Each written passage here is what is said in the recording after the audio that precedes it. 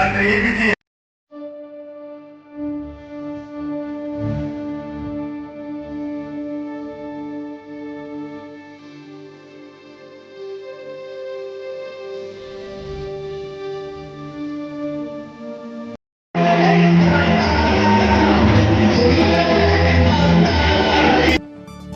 Kondayampalayam Lakshmi garden பகுதியில் முன்னாள் ஜனாதிபதி திரு அப்துல் கலாமின் 91வது பிறந்தநாள் விழா அப்துல் கலாம் பவுண்டேஷன் சார்பாக நடைபெற்றது.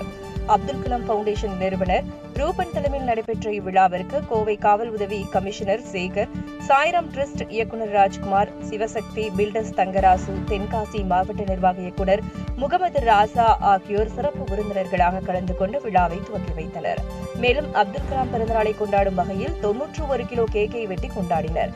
பின்னர் பேசிய அப்துல் கலாம் பவுண்டேஷன் நிறுவனர் ரூபன் அறக்கட்டளையின் தொலைநோக்கு திட்டமான குடும்ப பொருளாதார முன்னேற்ற திட்டத்தில் ஏழை எளிய குடும்ப பயனாளிகளுக்கு பார்வையற்றோர், மாற்றுத்திறனாளிகள், பெண்கள், விவசாயிகள் மற்றும் கல்வி போன்ற அனைத்து வகையான நிதி உதவிகளும் செய்யப்பட்டு வருகிறது என்றும், இந்த நிதி உதவியானது 40% முதல் 50% வரை பயனாளிகளுக்கு மானியமாக வழங்கப்படும் என்றும் கூறினார். இவ்விழாவில் மதுரை, சிவகாசி, தென்காசி, உடுமலைப்பேட்டை, சேலம், திருச்சி உள்ளிட்ட பகுதிகளிலிருந்து அப்துல் கலாம் பவுண்டேஷன் கிளை அலுவலக உறுப்பினர்கள் வந்திருந்தனர். அவர்களுக்கு அப்துல் கலாம் பவுண்டேஷன் சார்பாக 5 கோடிக்கான நிதி உதவி 5 கிளைகளுக்கு வழங்கப்பட்டது.